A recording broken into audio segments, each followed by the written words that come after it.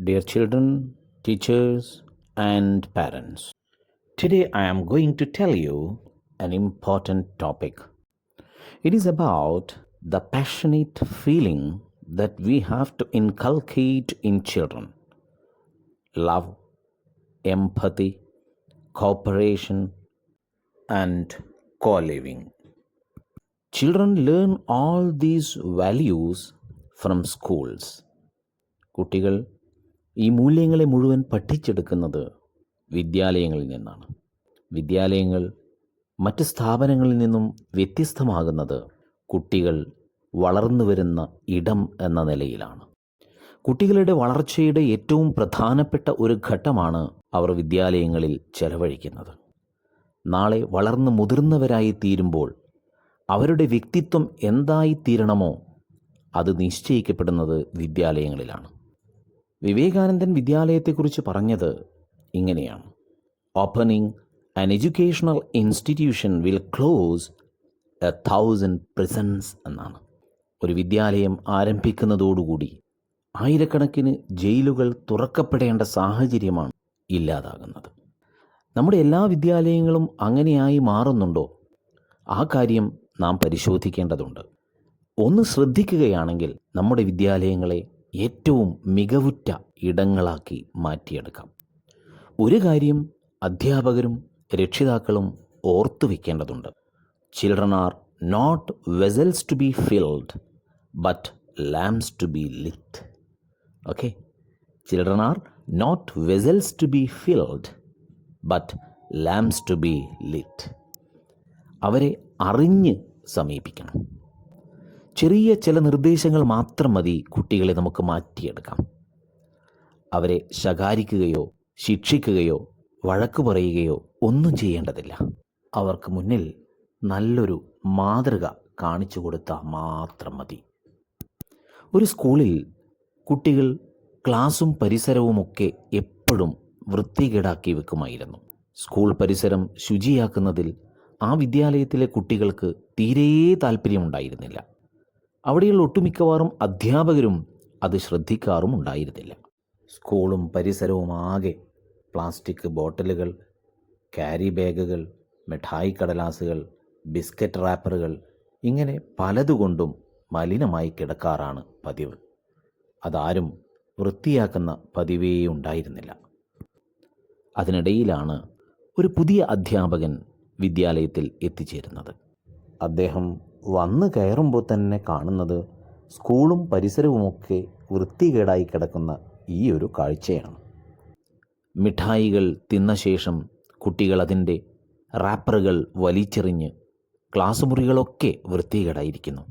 വെള്ളം കുടിച്ച ശേഷം ബോട്ടിലുകൾ അങ്ങും ഇങ്ങും വലിച്ചെറിഞ്ഞിരിക്കുന്നു.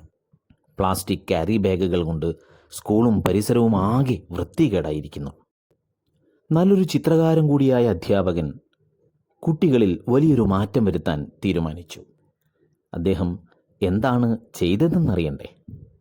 അദ്ദേഹം കുട്ടികളോട് സ്കൂളിൻ്റെ ചുമരിൽ ചിത്രം വരക്കാൻ പറഞ്ഞു.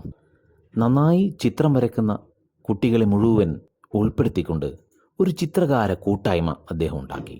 അതിനുശേഷം സ്കൂളിൻ്റെ ചുമരുകളിൽ ചിത്രം വരയ്ക്കാൻ ആവശ്യപ്പെട്ടു. പക്ഷേ അധ്യാപകൻ നിർദ്ദേശിക്കുന്ന ചിത്രങ്ങൾ തന്നെ ചുമരിൽ വരക്കണമായിരുന്നു. അങ്ങനെ കുട്ടികൾ ചിത്രം വരക്കാൻ ആരംഭിച്ചു.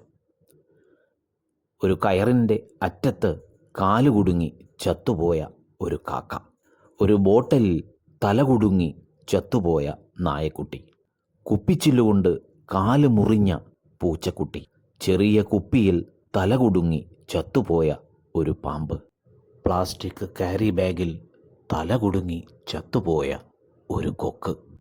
ഇങ്ങനെ മനുഷ്യൻ്റെ വിവേകശൂന്യമായ ചെയ്തികൾ കാരണം ജീവൻ നഷ്ടമായ മൃഗങ്ങളുടെ ദയനീയമായ കാഴ്ചകളാണ് സ്കൂളിൻ്റെ ചുമരുകൾ നിറഞ്ഞു നിന്നത്. പിന്നീട് സംഭവിച്ചത് എന്താണെന്നറിയണ്ടേ? ആ സ്കൂളും പരിസരവും വൃത്തിയായി മാറി. കുട്ടികൾ പ്ലാസ്റ്റിക് ക്യാരി ബാഗുകൾ വലിച്ചെറിയാതെയായി. സ്കൂൾ മുറ്റത്ത് എങ്ങും ഒരൊറ്റ വാട്ടർ ബോട്ടിൽ പോലും കാണാൻ കഴിയാതെയായി. ക്ലാസ് മുറികളിൽ മിഠായി തോലുകൾ വീഴാതെയായി. അങ്ങനെ കുട്ടികൾ സ്വയം തിരുത്തി തുടങ്ങി. അങ്ങനെ കുട്ടികൾ ഒരു പരിവർത്തനത്തിന് വിധേയരായി. A real transformation took place here. ഒരധ്യാപകൻ കുട്ടികളിൽ ഉണ്ടാക്കിയെടുത്ത മാറ്റത്തെക്കുറിച്ചാണ് ഞാൻ നിങ്ങളോട് പറഞ്ഞത്.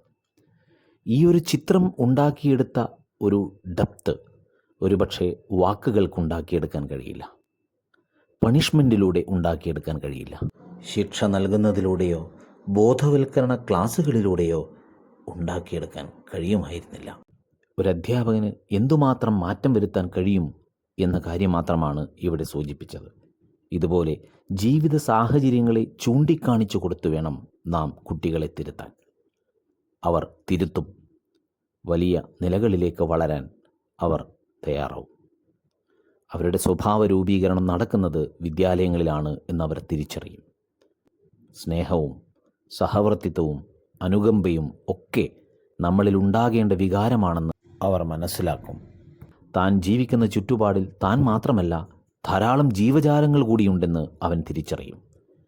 അവയെ കൂടി സ്നേഹിക്കുമ്പോഴും ഉൾക്കൊള്ളുമ്പോഴുമാണ് ഈ സമൂഹം വളർന്ന് വികസിക്കുന്നത് എന്നവർക്ക് ബോധ്യപ്പെടും. ആ തിരിച്ചറിവുണ്ടാക്കാൻ നമുക്കെല്ലാവർക്കും കൂട്ടായി പരിശ്രമിക്കാം എന്ന് മാത്രമാണ് ഈ ഒരു എപ്പിസോഡിൽ ഞാൻ നിങ്ങളോട് സംസാരിക്കുന്നത്. വാക്കുകൾ കേട്ടതിന് നന്ദി. Thank you very much.